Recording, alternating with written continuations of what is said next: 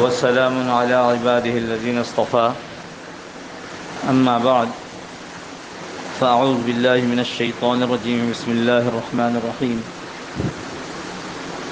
يا أيها الذين آمنوا كتب عليكم الصيام كما كتب على الذين من قبلكم لعلكم تتقون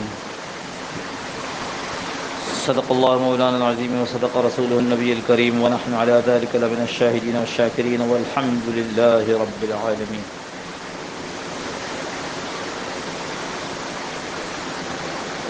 اللہ جل جلالہ عمن والہ نے اپنا فضل فرما دیا، رمضان کا مہینہ ہمیں نصیب ہو گیا، اور رمضان کے مہینے میں اللہ نے عبادات کی اپنی طرف متوجہ ہونے کی توفیق نصیب فرمائی۔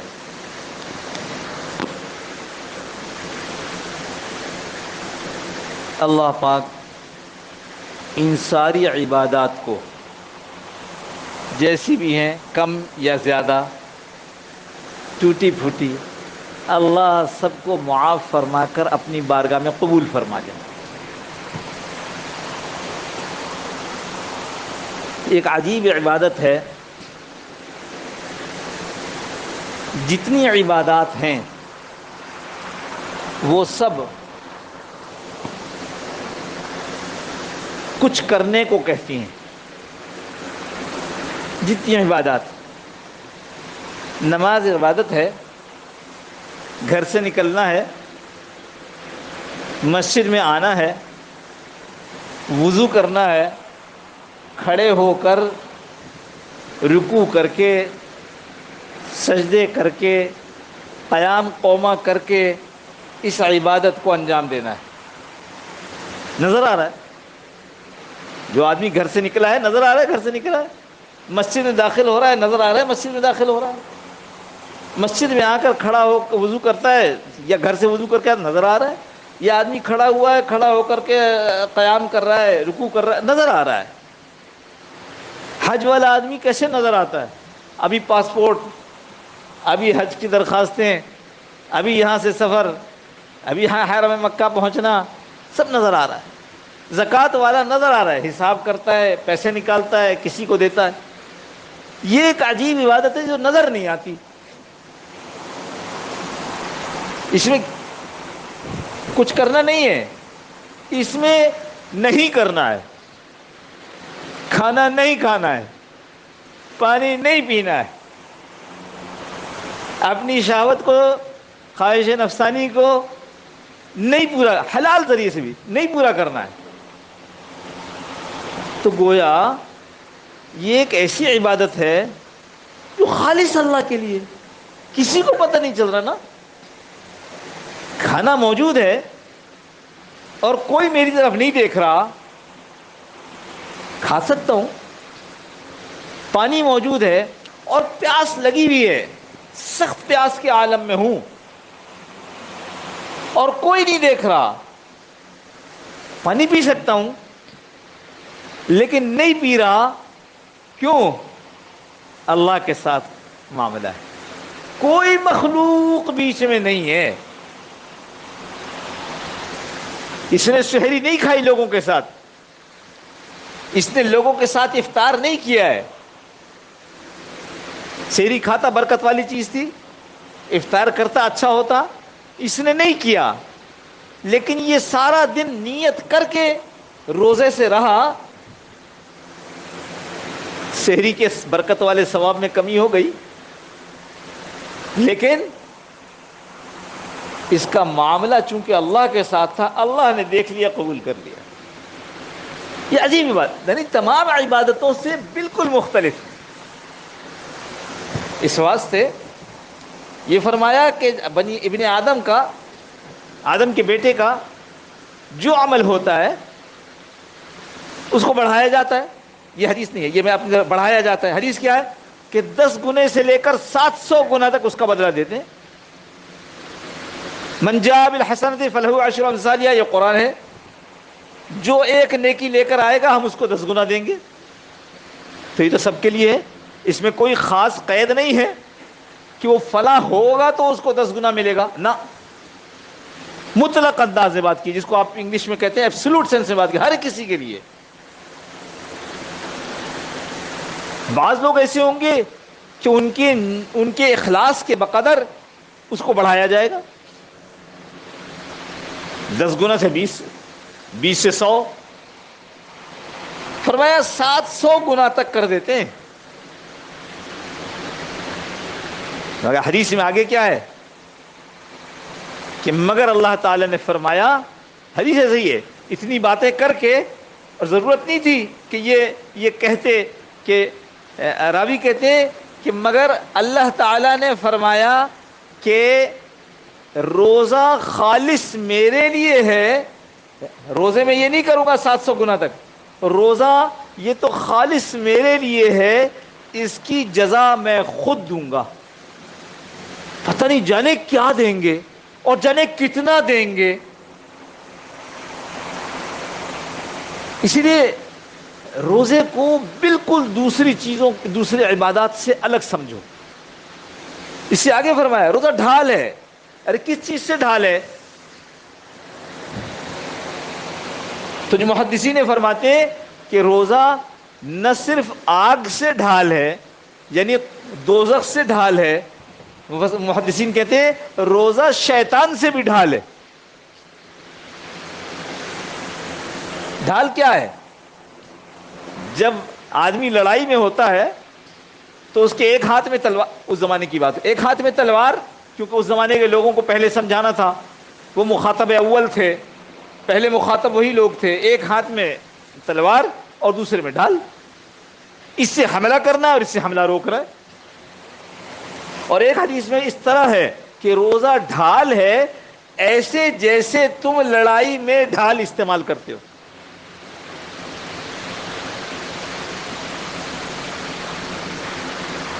تو یہ روزہ بڑی زبردست چیز، لیکن اللہ کے نبی صلی اللہ علیہ وسلم نے دوسرے کئی احادیث میں یہ ارشاد فرمایا کہ روزہ ڈھال ہے جب تک کہ اس کو پھاڑ نہ ڈالے، معلم یخرقھا، ایک روایت میں معلم یخرق ہی. روزہ ڈھال ہے جب تک کہ اس کو پھاڑ نہ ڈالے. تو پھاڑتے کیسے ہیں؟ پھاڑتے ایسے ہیں کہ روزہ رکھ کر جھوٹ بولا، روزہ رکھ کر کوئی برائی کی، غیبت کی، اور جانے کیا کیا برائیاں ہیں جو کہ آدمی روزہ رکھ کر کر رہا ہوتا ہے اور اس کو احساس نہیں ہوتا کہ وہ کیا کر رہا ہے. تو یہ اتنے بڑے بڑے وعدے روزے پر ہیں، بشرط یہ کہ وہ روزہ ہو.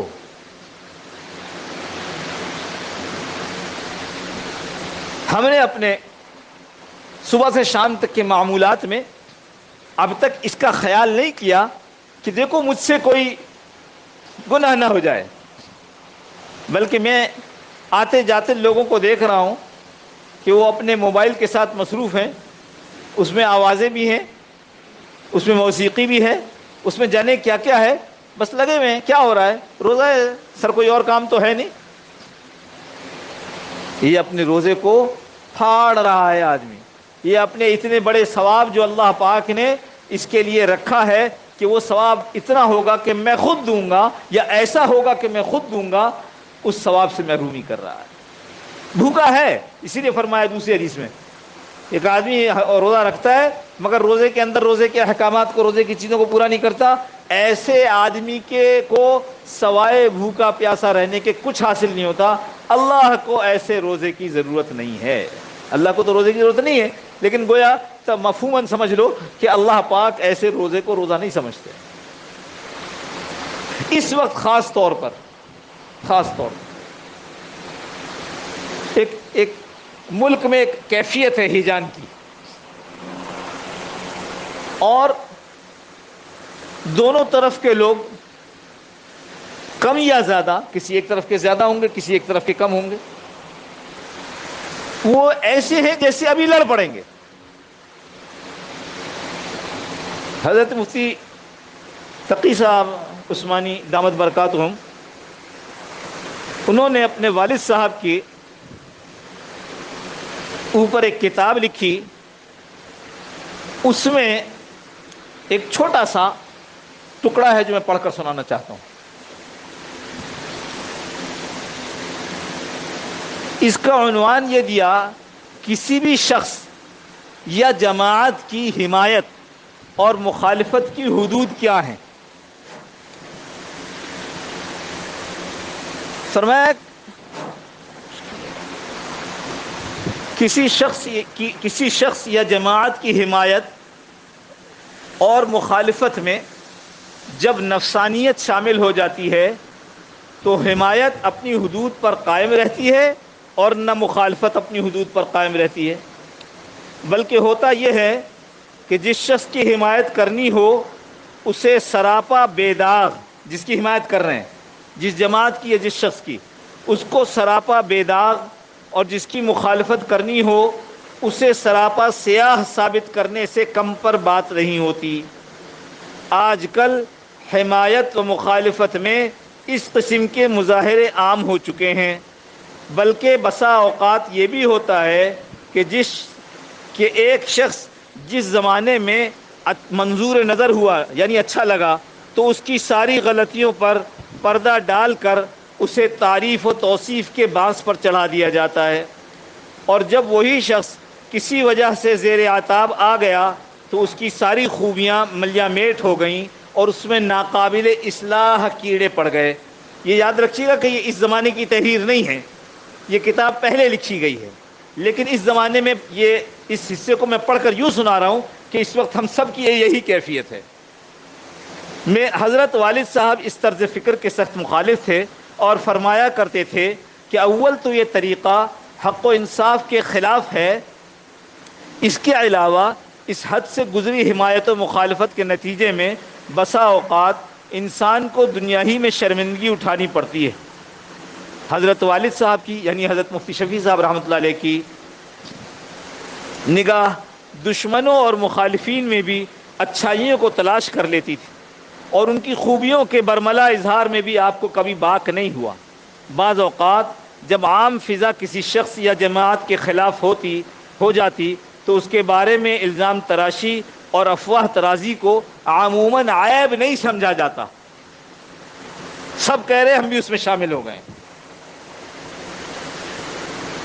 بلکہ ڈھونڈ ڈھونڈ کر اس کے عیوب کی خبریں لانے میں لطف محسوس کیا جاتا ہے اور اس میں تحقیق کی بھی ضرورت نہیں سمجھی جاتی.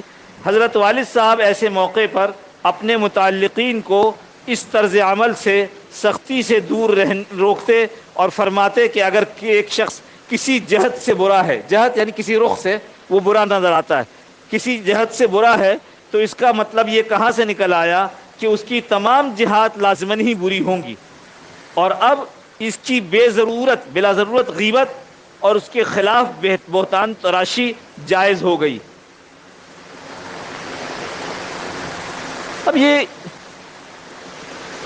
یہ میں اپنی طرف سے کہہ رہا ہوں کہ اس وقت مخصوص ملکی حالات کی وجہ سے ہم بعض لوگوں کو، خصوصاً ان لوگوں کو جو ملکی معاملات میں شامل ہیں، ان کی غیبت کرتے ہیں، ان پر بہتان باندھتے ہیں، یا ان کی ہر بات اور ہر عمل پر بدگمانی کرتے ہیں.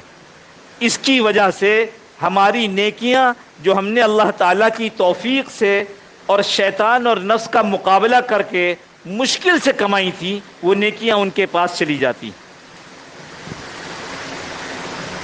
یاد رکھیے، ہمارا ایمان ہے کہ حکمرانی اور دیگر ملکی مناصب اور عہدے صرف اللہ تعالیٰ ہی دیتے ہیں اور وہی اس کو چھینتے بھی ہیں، اور اس عمل میں ہماری واٹس ایپ، ہمارے فیس بک کے تبصرے، ہماری ٹویٹ یا ہماری آپس کی بحث مباحثوں کا کوئی دخل نہیں ہے، بلکہ یہ فیصلے دربار الہیہ سے خود ہمارے اپنے اعمال کی بنیاد پر کیے جاتے ہیں.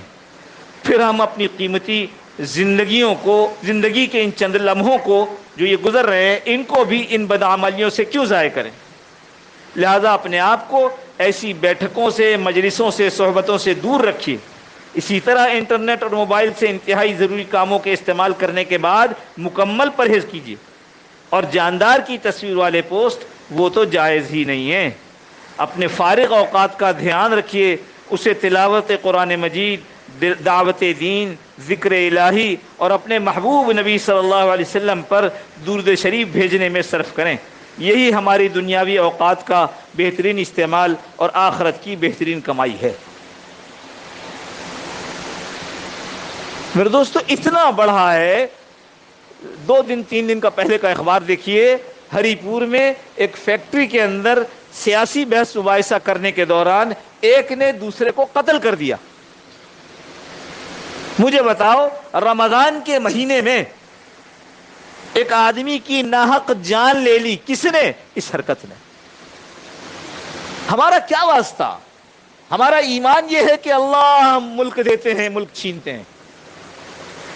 ملک چھیننے والے کا دفاع، چھین گیا اس کا دفاع، یا ملک جس کے پاس آ گیا اس کا دفاع زبان سے کر لیا جائے، بہت اچھا، آپ کی مرضی ہے، لیکن اس کے مقابلے پہ دوسرے کو برا بھلا کہنا یہ غیبت بھی ہے۔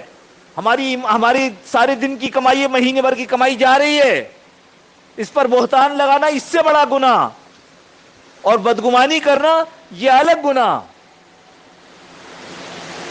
اللہ پاک عافیت کے ساتھ اس کی سمجھ نصیب فرما دے۔ یہ رمضان کے میں نے جو پچھلی دفعہ بھی گناہوں سے مغفرت کی بات کی تھی کہ اللہ پاک خوب مغفرت فرماتے ہیں، اس میں بھی جو بات آخر میں رہ گئی، 4 آدمی جن کی مغفرت نہیں ہے رمضان کے مہینے میں۔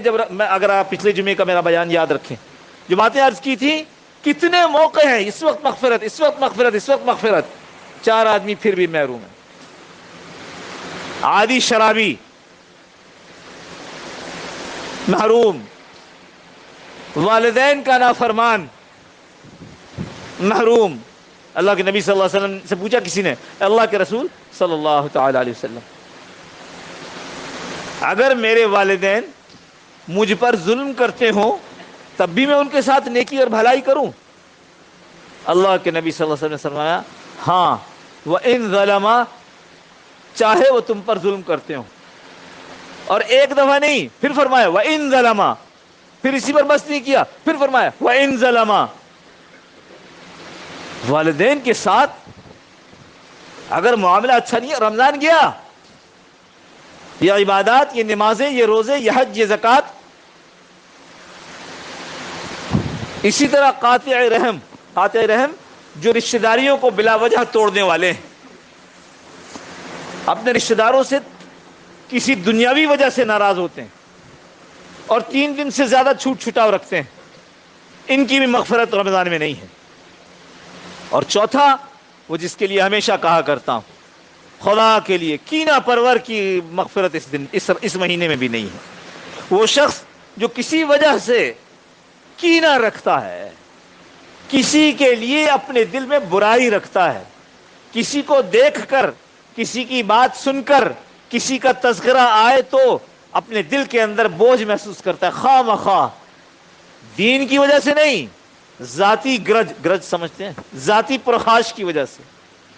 اللہ پاک عافیت کے ساتھ ہمیں رمضان سے محروم لوگوں میں شامل نہ فرمائے۔ اللہ عافیت کے ساتھ ہمیں اس کی توفیق دے کہ ہم اپنی اصلاح کریں، اسی رمضان کے اندر جن سے کینہ ہے، جن سے چھوٹ چھٹاؤ ہے، والدین کی سب سے معافی مانگ لیں، سب سے معافی مانگ لیں، تاکہ کم از کم آج کے دن سے ہمارا اکاؤنٹ پکا کھل جائے، ہماری چیزیں جو ہمارے اکاؤنٹ میں آ رہی ہیں یہ ہمارے اکاؤنٹ سے ہماری مرضی کے بغیر نکل نہ جائیں۔ ایسا نہ ہو کہ کل قیامت کے دن ہماری نیکیاں کسی اور کے اکاؤنٹ میں جا رہی۔ وآخر دعوانا الحمدللہ رب العالمین۔ پہلے اذان ہوگی، اس کے بعد پھر سنت ادا فرمائیے گا۔